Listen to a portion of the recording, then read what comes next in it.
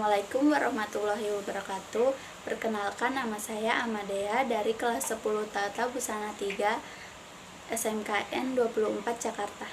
Assalamualaikum warahmatullahi wabarakatuh. Nama saya Anissa Nur dari kelas 10 Tata Busana 3 SMK Negeri 24 Jakarta. Assalamualaikum warahmatullahi wabarakatuh. Perkenalkan, nama saya Nuraini Putri Zakaria, kelas 10 TBS 3 dari SMK 24. Kami dari kelompok 13 ingin mempresentasikan tentang meningkatkan kesejahteraan umat melalui wakaf. Pengertian wakaf. Menurut bahasa, wakaf berarti menahan, mencegah, dan menghentikan. Menurut istilah, wakaf adalah menyerahkan barang atau benda yang sifatnya tahan lama untuk dimanfaatkan di jalan Allah Subhanahu wa Ta'ala. Hukum dan dalil tentang wakaf. Hukum wakaf pada dasarnya jais atau diperbolehkan. Akan tetapi karena begitu pentingnya nilai wakaf, maka hukum wakaf sangat dianjurkan atau sunnah. Sesuai dengan firman Allah Subhanahu wa Ta'ala sebagai berikut. Lan tanalu al-birra hatta tunfiku mimma tuhibbun wa ma tunfiku min syai'in fa innallaha bihi alim.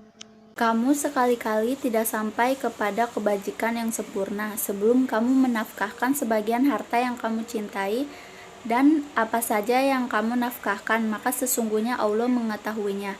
Quran Surah Ali Imran Surah ketiga ayat 92. Syarat wakaf. 1. Berlaku untuk selamanya dan tidak dibatasi waktu. 2. Tunai penyerahannya di saat sigat atau akad. 3. Harus jelas kepada siapa barang tersebut diwakafkan, baik berupa perorangan, kelompok, organisasi, atau badan hukum dan lembaga. Rukun wakaf. 1. Wakif merupakan pihak yang menyerahkan wakaf, baik orang maupun badan hukum atau instansi. 2. Mauquf alaih merupakan pihak yang menerima wakaf, kelompok orang atau badan hukum yang diserahi tugas untuk mengolah harta wakaf disebut juga nazir. 3. Mauquf bih merupakan harta atau benda yang diwakafkan. 4. Sigat merupakan ikrar atau akad serah terima wakaf kepada nazir. Ketentuan harta yang diwakafkan. 1. Segala benda yang bergerak atau tidak, tetapi zatnya dalam keadaan baik dan berfaedah. 2. Harta yang diwakafkan adalah milik sendiri. 3. Harta yang diwakafkan dilakukan atas kehendak sendiri. 4. Harta yang diwakafkan atas dasar berhak berbuat baik. 5. Harta wakaf tidak boleh dijual kecuali jika rusak atau tidak bisa diambil manfaatnya, kemudian diganti yang baru dengan menggunakan hasil penjualan barang tersebut. Hukuman mengganti atau menambahkan wakaf. Mengganti dan memindahkan wakaf pada dasarnya diperbolehkan asalkan memenuhi syarat sebagai berikut. 1. Alasannya jelas, rasional, dan membawa manfaat. 2. Lebih membawa manfaat, bahkan sangat bermanfaat dari sebelumnya. Perubahan wakaf dari ikrar semula diperbolehkan oleh ulama dan pemerintah setempat dengan beberapa syarat sebagai berikut. 1. Tidak sesuai lagi dengan tujuan awal wakaf. 2. Adalah kepentingan dan kemaslahatan umum yang lebih bermanfaat.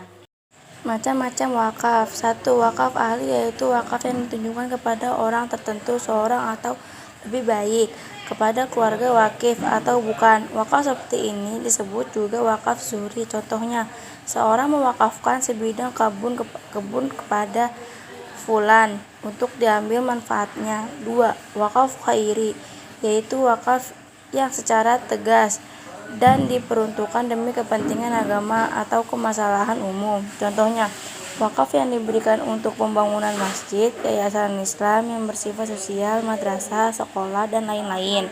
Pentingnya wakaf. 1. Menjamin keberlangsungan suatu amal usaha umat, misalnya masjid, madrasah, rumah sakit, dan lain-lain. 2. Memperjelas status tempat lahan wakaf yang digunakan untuk kepentingan umat. 3. Umat dapat mengambil manfaat wakaf tanpa mengurangi aset pokok dari wakaf tersebut. 4. Pahala wakaf dan mengalir terus bagi wakif wakif lorang yang mewafatkan. Lanjutan. 5. Memberikan motivasi pada diri untuk mengisi kehidupan secara sungguh-sungguh dan maksimal.